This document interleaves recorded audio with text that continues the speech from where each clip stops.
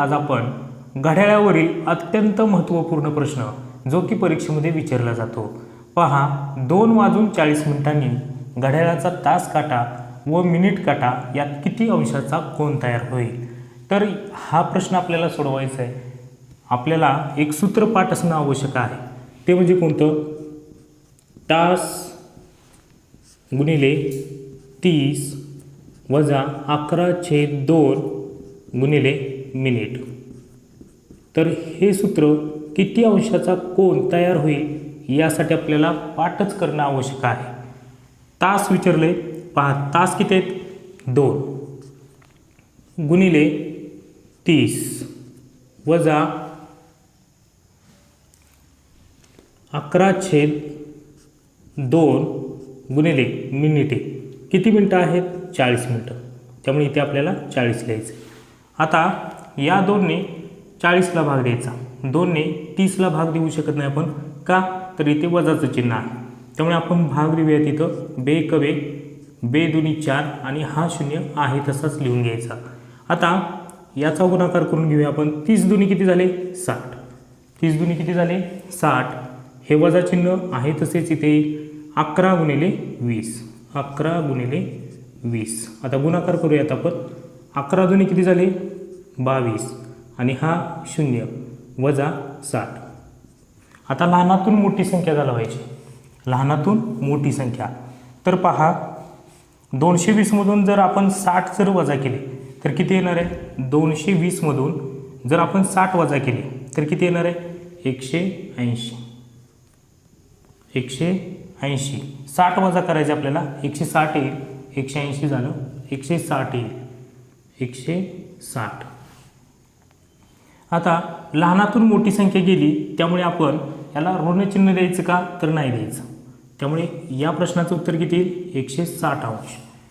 2:40 घड्याळाचा तास काटा व मिनिट काटा यात किती अंशाचा कोन तयार होईल? तर 160 अंशाचा कोन तयार होईल। लहानातून मोठी संख्या जरी गेली तरी चालते, इथं ऋणचिन्हाचा विचार करायचा नाही। पाहूयात पुढील प्रश्न।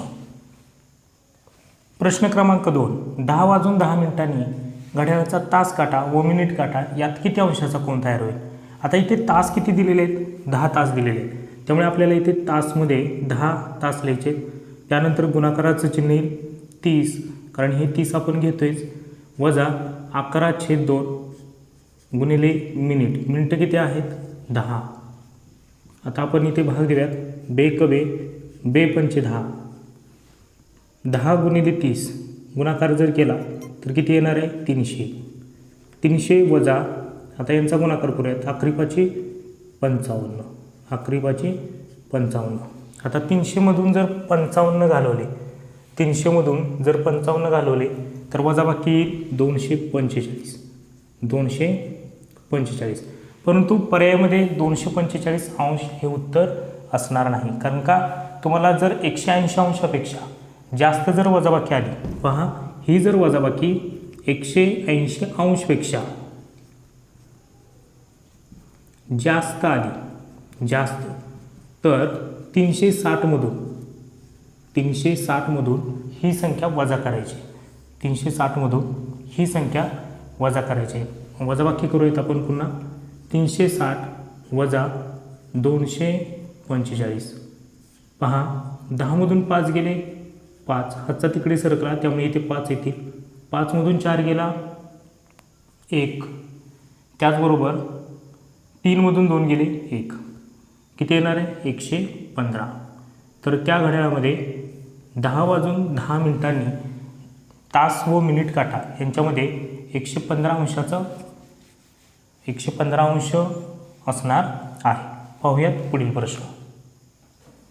प्रश्न क्रमांक 3, 3:20 घड्याळाचा तास काटा व मिनिट काटा यात किती अंशाचा कोन तयार होईल।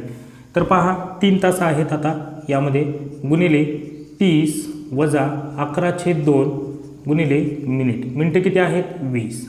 भाग देऊयात आपण, बे कवे बेन 10 20।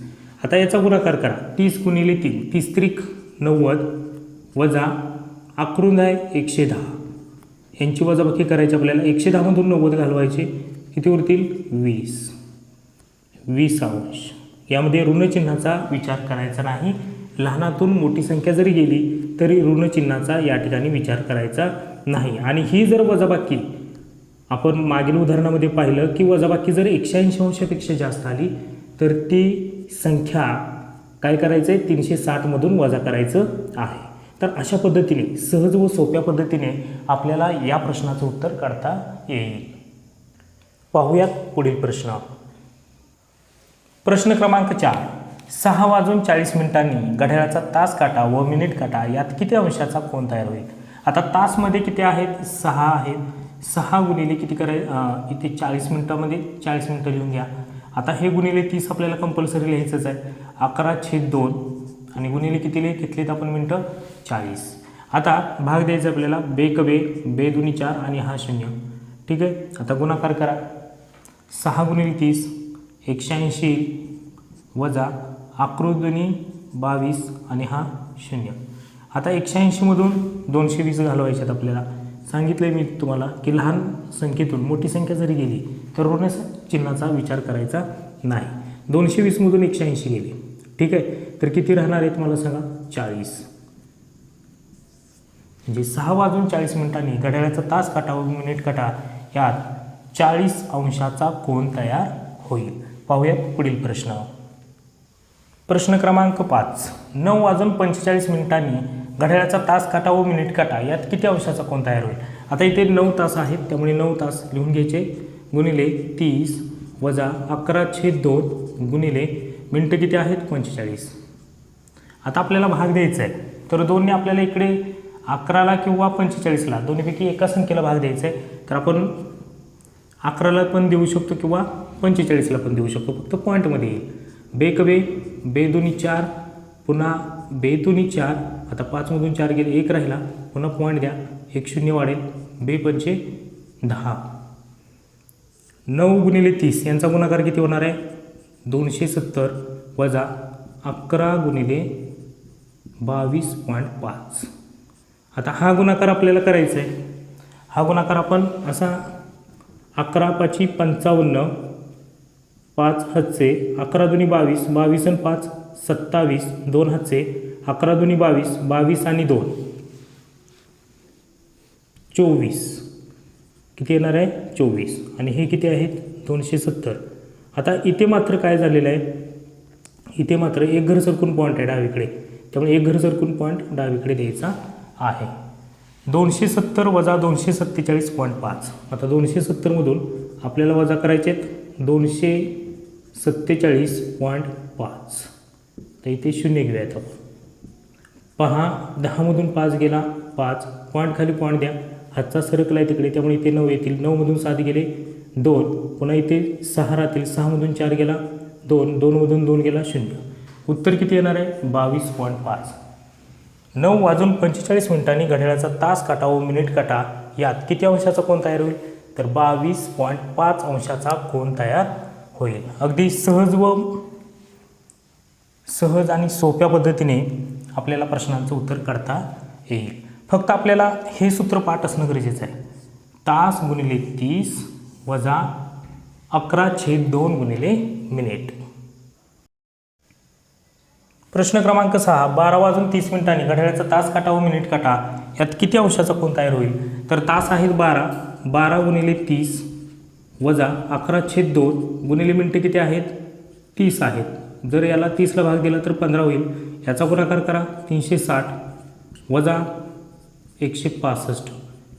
यांची वजाबाकी करायची आपल्याला. 360मधून 165 वजा करायचे. 10मधून 5 गेले, 5. इथे 5 येतील, पुन्हा 15 होणार. हातचा सरकतो तिकडे. 15मधून 6 गेले, 9. 2मधून 1 गेला, 1. 195. आता आलेली वजाबाकी ही 180 अंशापेक्षा जास्त आहे, त्यामुळे पुन्हा आपल्याला 360मधून काय करायचं आहे, 195 वजा करायचं आहे. पहा इकडे हातचा घेऊयात आपण. इथे 0, हातचा तिकडे घेतला त्यामुळे इथे 5 राहतील, इथे 10 होतील. 10मधून 5 गेला, 5. आता हातचा तिकडे द्या 1 आणि इथे राहतील 2. 15मधून 9 गेला, किती येणार आहे, 6. 2मधून 1 गेला, 1. तर या प्रश्नाचं उत्तर किती येणार आहे, 165 अंश. 12:30 घड्याळाचा तास काटा व मिनिट काटा यात 165 अंशाचा कोन तयार होईल. जर व्हिडिओ आवडला असेल तर व्हिडिओला लाईक करा, सोबतच चॅनलला सबस्क्राईब करा. भेटूया पुढील व्हिडिओमध्ये नवीन ट्रिक्ससह. धन्यवाद.